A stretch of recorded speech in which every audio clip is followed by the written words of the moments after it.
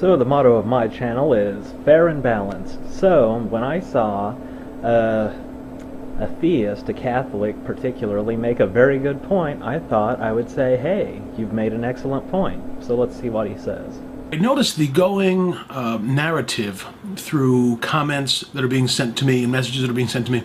The going narrative always winds up being, well, number one, that I'm stupid, and and number two, where's your proof? Prove it, prove it, prove it, prove it. So I find a lot of people don't realize that there is a difference between evidence and proof. Okay, first, absolutely everybody understands the difference between proof and evidence. Everyone on Earth. Second, it's not a narrative if they're asking you a question. By definition, it's a dialogue, but leave us not digress on grammar. But the point, you make a good point. Atheists asking for proof. This bothers me. It really does. Like Bionic Dance, one of the main things that bothers me about her is not that she goes too far, she's too extreme. It's that she's always asking for proof. Prove this, prove that, show me your proof. But, proof? That's kind of an advanced kind of thing. First, I mean, let's just start simple and produce a single solitary shred of evidence ever in the entire history of goddamn time. You know, maybe start with that, then work our way up to proof. It's like asking somebody in an iron lung to run a fucking marathon. It's like, hey, let's try to take this slow. At least get out of the iron lung, maybe walk around a couple steps before you do that shit. Proof? No way. I mean, to ask for proof is to give the claim way more seriousness than it even deserves, because there's no fucking reason to believe the shit. None. Prove it? There's no need. You're nowhere near proving it. So, proof and evidence. Another example that I like to use is forensic investigation. Now, forensic investigation, and really the legal system in general, relies not on proof but on evidence. Proof is more of a classification we give to the evidence.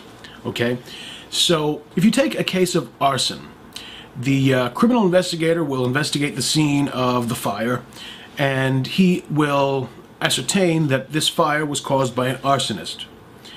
Now, how does he know that? How does he know it was caused by an arsonist? He knows because of the evidence and the application of logic and reason.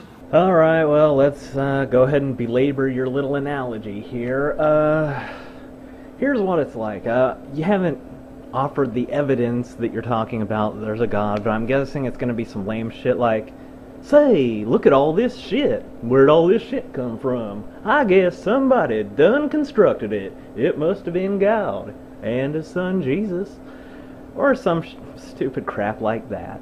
Okay, so in this particular example, what it'd be like is if, you know, the arson investigator comes onto the scene and he's like, oh, hey, look, that building, it's on fire. Clearly, this was Jerry Johnson, who lives at 213 Meadow Lane. He did it because he was angry, because he had a fight with his wife, because she overcooked this apple pie, and she overcooked the apple pie passive-aggressively because she actually wanted to have her own career, but Jerry was a domineering type of person. You see what I'm saying? This is also true in forensics with regard to investigating murders, right? If there's no witnesses, etc., etc. So there's a lot in ordinary life that for which there is no proof, but we go by logic, reason, based on the evidence. Funny you keep talking about the criminal justice system, because you know what doesn't fly in court? Hearsay. And take a wild guess, what do you suppose the Bible qualifies as? Hearsay, maybe?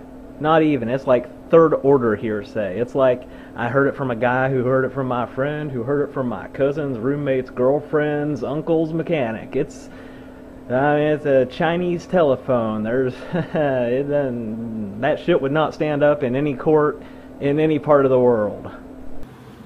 And for theists, the evidence of God's existence is based on what we observe of nature, what we observe of ourselves, etc., etc. I'm not going to go through the whole explanation. See that tree? It's all complex and shit. I bet somebody done constructed it. Say, I sometimes am filled with feelings. That is evidence that there is a God in heaven. Something like that. Again, and bore you all over again. But it relies on evidence more than on proof. Because the only proof you can offer of God's existence is presenting God to whoever's asking about him, right?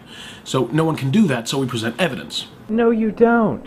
Yeah, no one ever has. There is no evidence. What evidence do you speak of? I'm not asking for proof. I'm asking for one motherfucking piece of evidence ever.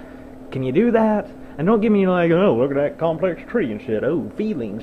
Just give me some goddamn evidence. That's all I'm asking. Evidence? Do you have the evidence?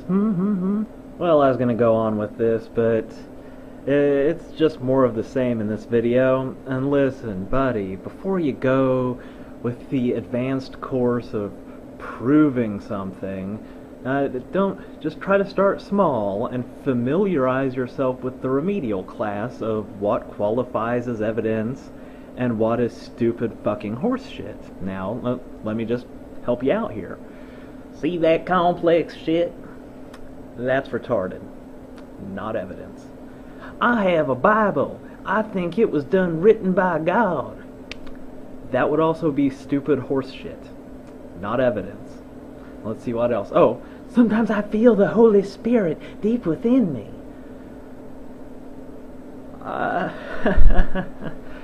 I'm not gonna make any priest molesting you jokes, but you know, priests do molest people. It's sort of their thing. Yeah, you might want to try to get some evidence that's evidence, not stupid horse shit. Oh yeah, and the molester in the white collar telling you shit, also not evidence. So I hope this has been helpful. Please review what is evidence and what is not. Get back to me with some evidence if you can find it, and good luck with that. No proof required.